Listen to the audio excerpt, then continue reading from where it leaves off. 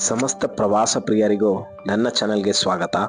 ಇಂದಿನ ವಿಡಿಯೋದಲ್ಲಿ ಕಾಠ್ಮಂಡುವಿನ ಅತಿ ಸುಂದರ ಮತ್ತು ಪವಿತ್ರವಾದ ಸಾಲಿ ನದಿಯ ಬಗ್ಗೆ ತಿಳಿದುಕೊಳ್ಳೋಣ. ಈ ಸಾಲಿ ನದಿ ಕಾಠ್ಮಂಡುವಿನಿಂದ 20 ಕಿಲೋಮೀಟರ್ ದೂರದ ಸಾಂಕೋ ಎಂಬ ಹಳೆಯ ಪಟ್ಟಣದಲ್ಲಿದೆ. ನೀವು ಇಲ್ಲಿಗೆ ಬಸ್, ಟ್ಯಾಕ್ಸಿ ಅಥವಾ ಬೈಕ್ ಮೂಲಕ ಸುಲಭವಾಗಿ ತಲುಪಬಹುದು. ಈ ಸಾಲಿ ನದಿ ಹಿಂದೂ ಮಹಿಳೆಯರಿಗೆ ಅತ್ಯಂತ ಪವಿತ್ರವಾದ ಸ್ಥಳ. ಪ್ರತಿ ವರ್ಷ ಮಾಘ ಮಾಸದಲ್ಲಿ ಜನವರಿ ಅಥವಾ ಫೆಬ್ರವರಿ ಮಹಿಳೆಯರು 1 ತಿಂಗಳ ಕಾಲ ಉಪವಾಸ ಮಾಡಿ ಮತ್ತು ಈ ನದಿಯಲ್ಲಿ ಸ್ನಾನ ಮಾಡುವುದರಿಂದ ಕುಟುಂಬದ ಶುಭ ಮತ್ತು ಸಮೃದ್ಧಿ ಉಂಟಾಗುತ್ತದೆ ಎಂದು ಇಲ್ಲಿ ಗಾಢವಾಗಿ ನಂಬುತ್ತಾರೆ.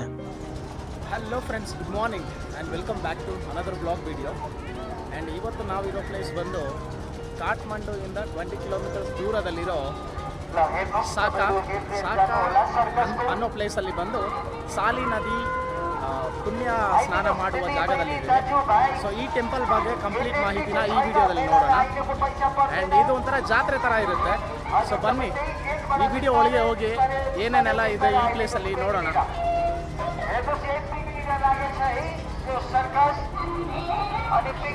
ಸೊ ಇಲ್ಲಿ ಮಕ್ಕಳು ಆಡೋದಕ್ಕೆ ಜಾತ್ರೆಯಲ್ಲಿ ಇರೋ ಥರ ಎಲ್ಲ ಮಾಡಿದ್ದಾರೆ.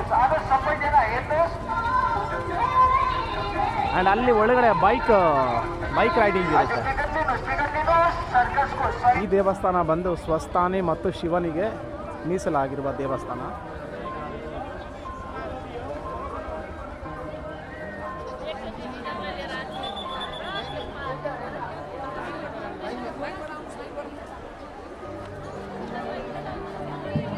ಈ ಸ್ವಸ್ಥಾನಿ ದೇವಾಲಯದ ಇತಿಹಾಸ ಶತಮಾನಗಳ ಹಿಂದಿನದ್ದು. ಇಲ್ಲಿನ ಪೂಜೆ, ವ್ರತಗಳು ಮತ್ತು ಸಂಪ್ರದಾಯಗಳು ಹಿಂದೂ ಧರ್ಮದಲ್ಲಿ ವಿಶೇಷವಾದ ಸ್ಥಾನ ಹೊಂದಿವೆ. ನೂರಾರು ವರ್ಷಗಳಿಂದ ಈ ಸ್ಥಳ ಹಿಂದೂ ಭಕ್ತರಿಗೆ ಶ್ರದ್ಧೆಯ ಕೇಂದ್ರವಾಗಿದೆ. ಇಲ್ಲಿನ ಪೂಜೆಗಳು, ಭಕ್ತರ ಸಂಖ್ಯೆ, ಅವರ ನಂಬಿಕೆ ಮತ್ತು ಸಂಪ್ರದಾಯಗಳು ಈ ಸ್ಥಳದ ಆಧ್ಯಾತ್ಮಿಕ ಶಕ್ತಿಯನ್ನು ತೋರಿಸುತ್ತೆ. ಇಲ್ಲಿ ಎಷ್ಟು ಜನ ಇದ್ದಾರೆ ನೋಡಿ. ಎಲ್ಲ ಈ ನದಿಯಲ್ಲಿ ಬಂದು ಪುಣ್ಯ ಸ್ನಾನ ಮಾಡಿ ತಮ್ಮ ಪಾಪವನ್ನು ಕಳೆದುಕೊಳ್ಳಲು ಎಷ್ಟು ಜನ ಬಂದಿದ್ದಾರೆ.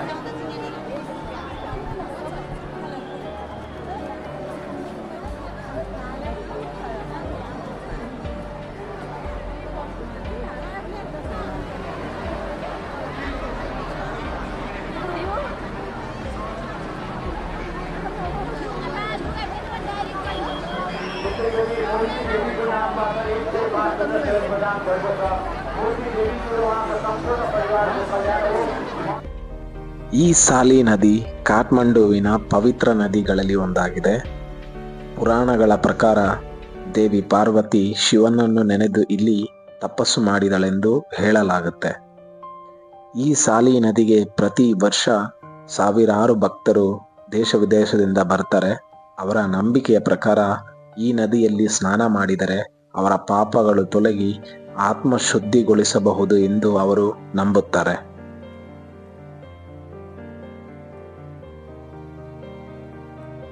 ನೋಡಿ, ಎಲ್ಲರೂ ಬಂದು ಈ ನದಿಯಲ್ಲಿ ಪುಣ್ಯ ಸ್ನಾನ ಮಾಡ್ತಾರೆ.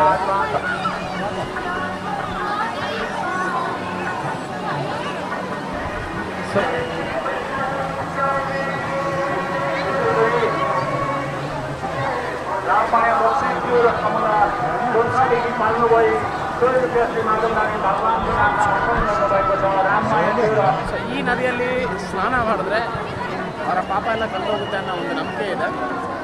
ಆ್ಯಂಡ್ ಈ ಫೆಸ್ಟಿವಲ್ ಬಂದು ಕೂಡ ಕುಂಭಮೇಳ ನಡೀತಿರೋ ಟೈಮಲ್ಲೇ ನಡೀತಾ ಇದೆ. ಎಕ್ಸಾಕ್ಟು ಇನ್ನು ಕುಂಭಮೇಳ ಕೂಡ ಫಿನಿಶ್ ಆಗಿಲ್ಲ ಇಂಡಿಯಾದಲ್ಲಿ. ಸೊ ಅದೇ ರೀತಿ ಒಂದು ಫೆಸ್ಟಿವಲ್ನ ನೇಪಾಳಲ್ಲಿ ಕೂಡ ಸೆಲೆಬ್ರೇಟ್ ಮಾಡ್ತಾರೆ ನೋಡಿ. ಸೊ ಸೇಮ್ ಇಂಡಿಯಾದಲ್ಲಿ ಮಾಡೋ ಕುಂಭಮೇಳ ಥರ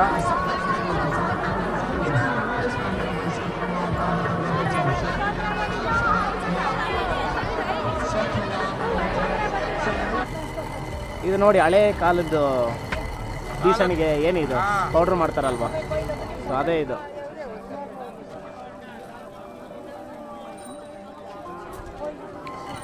ಭಯ್ಯ ಬೇಳೆ ಹಾಕ್ಬಿಟ್ಟು ರುಬ್ತಾ ಇದ್ದಾನೆ. ಸೊ ಮೂಂಗ್ದಲ್ಲ ಅದು. ಅಲ್ಲಿ ಹಂಗೆ ಹಾಕಿದ್ರೆ ನೋಡಿ ಈ ಥರ ಪೌಡ್ರ್ ಆಗಿಬಿಡುತ್ತೆ. ಪೌಡ್ರ್ ಅಂದರೆ ಸ್ಪ್ಲಿಟ್ ಆಗುತ್ತೆ, ಮೂಂಗ್ ದಾಲಾಗಿ ಕನ್ವರ್ಟ್ ಆಗುತ್ತೆ. ಅದೇ ಥರ ಎಲ್ಲ ಬೇಳೆಗಳೆಲ್ಲ ಇಟ್ಟಿದ್ದಾರೆ ನೋಡಿ ಇಲ್ಲಿ.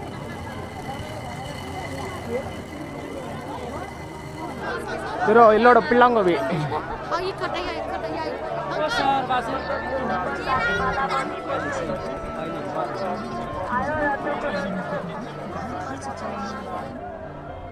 ಈ ಹಳ್ಳಿಗಳಲ್ಲಿ ಹಳ್ಳಿಯ ಸೊಗಡು ನೋಡೋದಕ್ಕೆ ಚಂದ ನೋಡಿ. ದೇವಸ್ಥಾನಕ್ಕೆ ಬಂದವರು ಈ ಹೊಲ ಗದ್ದೆಗಳಲ್ಲಿ ಕುತ್ಕೊಂಡು ಊಟ ಮಾಡ್ತಾ ಇದ್ದಾರೆ. ಸೊ ಈ ಥರ ಅನುಭವ ಪಡ್ಕೊಳ್ಳೋದು ಎಷ್ಟು ಚೆನ್ನಾಗಿರುತ್ತೆ. ಹಳ್ಳಿ ಸೊಗಡೆ ಚಂದಾಗುರು. ನಾನು ಈ ರೂಟಲ್ಲಿ ಏನಕ್ಕೆ ಹೋಗ್ತಾ ಇದ್ದೀನಿ ಅಂದರೆ, ಅಲ್ಲಿ ನೋಡಿ ಅಲ್ಲಿ ಹಾರ್ಸ್ ಇದೆ. ನನಗೆ ಫಸ್ಟೇ ಹಾರ್ಸ್ ಅಂದರೆ ಹುಚ್ಚು. ಒಂದ್ಸರಿ ಕೂಡ ಹಾರ್ಸ್ ರೈಡ್ ಮಾಡಿಲ್ಲ ಗುರು. ಇಲ್ಲಿ ಹಾರ್ಸ್ ರೈಡ್ ಎಷ್ಟು ಅಂತ ಕೇಳಿ ನೋಡ್ತೀನಿ, ನೋಡೋಣ. ಹಾರ್ಸ್ ರೈಡಿಂಗ್ ಇದ್ದರೆ ಚೆನ್ನಾಗಿದ್ರೆ ಮಾಡ್ತೀನಿ.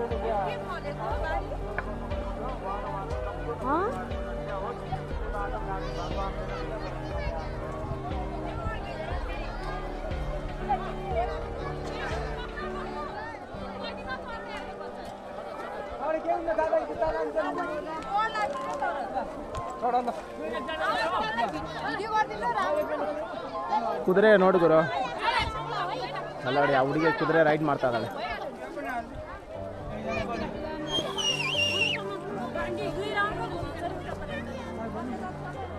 ಒಂದೊಂದ್ಸರಿ ಅನ್ಸುತ್ತೆ ನಾವು ಚಿಕ್ಕ ಮಕ್ಕಳಾಗಿದ್ರೆ ಏನೇನೆಲ್ಲ ಆಟ ಆಡಿರ್ಬೋದಾಗಿತ್ತು ಅಂತ. ನಾವು ಕುದುರೆ ಹಿಂದೆನೇ ಹೋಗೋಣ.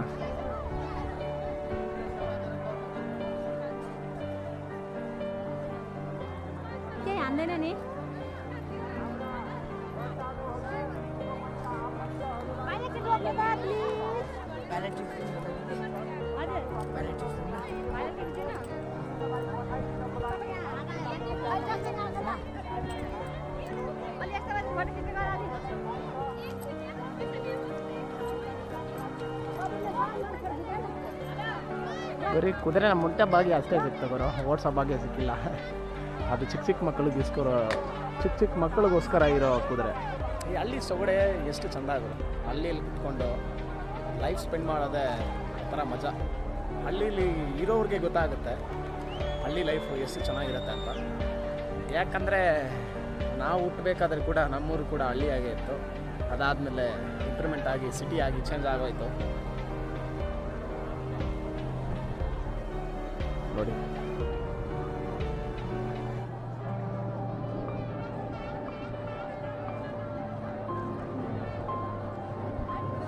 ಸೊ ನೀವು ನೋಡಿದ್ರಲ್ಲ ಈ ಸಾಲಿ ನದಿಯ ಜಾತ್ರೆ ಹೇಗೆ ಸೆಲೆಬ್ರೇಟ್ ಮಾಡ್ತಾರೆ ಅಂತ. ಈ ವಿಡಿಯೋನ ಇಲ್ಲಿಗೆ ಮುಕ್ತಾಯಗೊಳಿಸ್ತಾ ಇದ್ದೀನಿ. ಆ್ಯಂಡ್ ಮತ್ತೆ ಇದೇ ರೀತಿ ಮತ್ತೊಂದು ವಿಶೇಷವಾದ ವಿಡಿಯೋದಲ್ಲಿ ನೀವೆಲ್ಲರನ್ನೂ ಮೀಟ್ ಮಾಡ್ತೀನಿ. ಸೊ ಅಲ್ಲಿವರೆಗೂ ಜೈ ಕರ್ನಾಟಕ ಮತ್ತು ನಮಸ್ಕಾರ.